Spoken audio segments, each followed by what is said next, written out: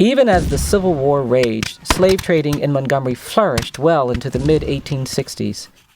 After the Confederacy's surrender in 1865, Congress passed the 13th Amendment, which prohibited slavery nationwide except as a punishment for crime. But in many former slave states, slavery did not end. It simply evolved. Southern whites, angry after losing the war, targeted black people who were largely abandoned by the federal government in the 1870s. For decades, black men, women, and children were tortured, terrorized, and killed by mobs and violent lynchings, oppressed by a system of racist laws and customs. For another 100 years, black people were racially segregated, denied the right to vote, education, and basic dignity.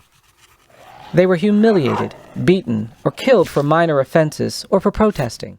The civil rights movements of the 1950s and 60s helped to end legally authorized racial segregation, but racial bias still persists. Today, a presumption of guilt is assigned to many people of color who are disproportionately arrested, convicted of crimes, and sent to prison. African Americans are 6 times more likely to be sentenced to prison for the same crime as a white person. 1 in 3 black males born today can expect to spend time in prison during his lifetime. Police violence against black people is so epidemic that civil rights demonstrations have shut down cities across the U.S. as thousands of people march to protest police brutality. Slavery. I think we all have in our minds some kind of idea of what slavery in America used to look like. Well, guess what? That's not a picture of the antebellum South. It's actually a picture from a modern-day American prison. But slavery is illegal in the United States, right? Right. The 13th Amendment says neither slavery nor involuntary servitude shall exist within the United States. Except there's this one little thing. It's okay if it's punishment for a crime.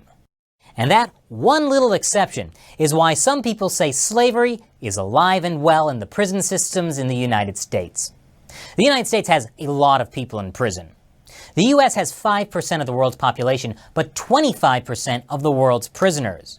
The other 75% of us are just prisoners to our smartphones. You know it's true. You're probably using your smartphone right now. The U.S. has 1.5 million people in state and federal prisons, and 750,000 more in our jails. 1 in 4 adults in this country has a criminal record. That's more than the number of people with bachelor's degrees. But they don't end up with crushing student loan debt, so you win some, you lose some. And prisoners are often put to work to make everything from mattresses to road signs to goat cheese for Whole Foods. Hold on, if prison labor made the goat cheese at Whole Foods, why is it still so expensive? But as for prisoners in the US, a disproportionate number of them are black. Why that is, well, that would take a whole other episode. Suffice it to say, there are even more black Americans in prisons than whites, despite being a much smaller share of the national population. And when you see, for example, black prisoners working in the fields of a former plantation turned prison, like in this documentary Angola for Life, well, it's not surprising that some people compare prison labor to slavery. Okay, more than some. In fact, 2016 saw the largest prison strike in US history. This is slavery, said one convicted murderer unironically. But he's wrong. You can't call it slavery. Technically, prisoners get paid for their work, although it's often less than $1 an hour. But technically, that's not slavery.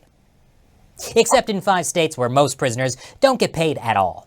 But according to Prison Policy Initiative, prison labor is worth about $2 billion a year. So you might be wondering, how is this legal? Well, it's that little exception in the 13th Amendment, that's how. And according to the Crime Control Act of 1990, all convicted inmates must work. Although there are plenty of exceptions too, like medical or security concerns, or if they're taking classes. So actually, it's a big exception. Only about half of inmates end up doing work. There are 2 main types of prison labor. One is when a prisoner does work inside the prison, jobs like mopping or cooking. They make, on average, 20 cents an hour. It's mainly a way for prisons to cut down on costs and give inmates something to do. The second type of prison labor is where they make stuff for the outside world, like artisanal goat cheese.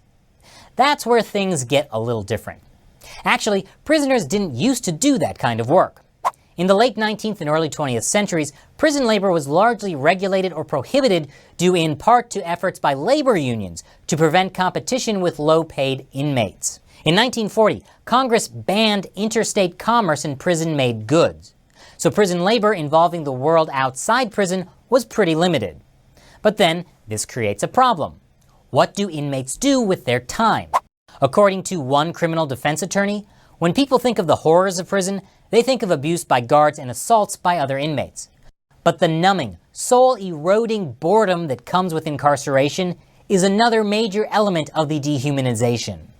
And this is why there are those that argue prison labor is not a modern form of slavery, but in fact, a good thing.